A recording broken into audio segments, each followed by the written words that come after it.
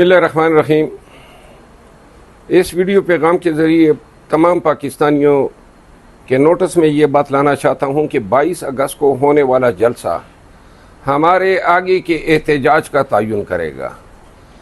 اگر ہم یہ دیکھتے ہیں کہ تمام رکاوٹوں کو توڑ کے پاکستانی اس جلسے میں بھرپور شرکت کرتے ہیں، یہ ہمارے لیے حوصلہ افزائی بھی ہوگی، ایک امید نو دے گی، اور خان کی آزادی، مینڈیٹ کی ریکوری اور قانون کی بالادستی کے لیے خان کے قافلے کو، ہم سب کو ایک ہمت دے گی۔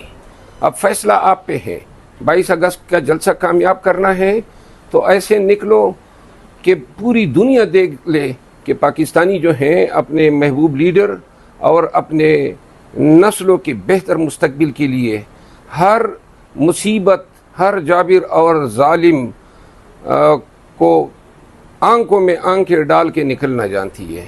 آئیے ہمارا ساتھ دیجیے گا، ہم آپ کی آواز بننا چاہتے ہیں۔ ہم پاکستان کی سلامتی اور پاکستان کی بہتر مستقبل کے لیے وہ جدوجہد کرنا چاہتے ہیں جو پاکستان کو حقیقی آزادی سے ہمکنار کرے گی۔ 22 اگست کا دن ہم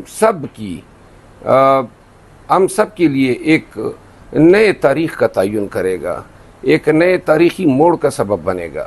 اگر ہم دیکھتے ہیں کہ لوگوں کو ڈرایا گیا، ڈر گئے اور تعداد کم ہوتی ہے، تو آپ یقین کریں یہ ہرجانے کے یہ ایک نقصان، ناقابل تلافی نقصان ہمارے کاس کو دے گا۔ اور اگر ہم یہ دیکھتے ہیں کہ لاکھوں کا مجمع ہے اور فضائیں جو ہیں وہ خان اور پاکستان زندہ باد کے نعروں سے گونجتی ہیں، تو یاد رکھیے گا آپ کا یہ فیصلہ، آپ کی شمولیت، آپ کا آنا پاکستان کو ایک نئی امید دے گا اور ہماری جدوجہد انشاءاللہ سلامتی اور کامیابی سے ہمکنار ہوگی۔ ددے چترال نواخلا تر کراچی پورے او بلوچستان او پنجاب پدے ټولو سیمو کې او کشمیر کې چې څوره پښتانه دي، ټولو ته په پښتو کې یو دا پیغام ورکوم چې پښتنو د دې امید چې کوم ده، د دې جدوجہد د پاکستان کې د حقیقي ازادۍ، د خان رهایۍ، د مینډیټ ریکورۍ او د دې غلو نه پاکستان صفا کولو،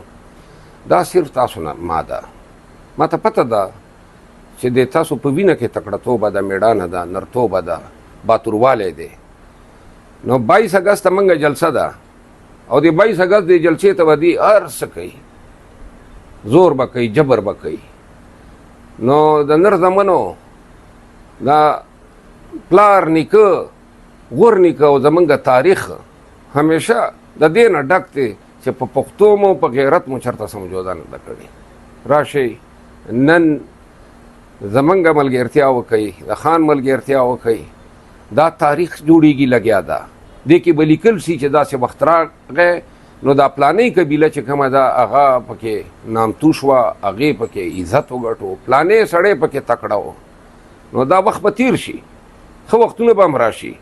په د تاریخ کې د میړانې او د دې عزت د ګټې دپاره نن د تاسو نمبر دی. مخکې مې یو میسج کړی و چې 1.5 پښتانه مې پکار دي.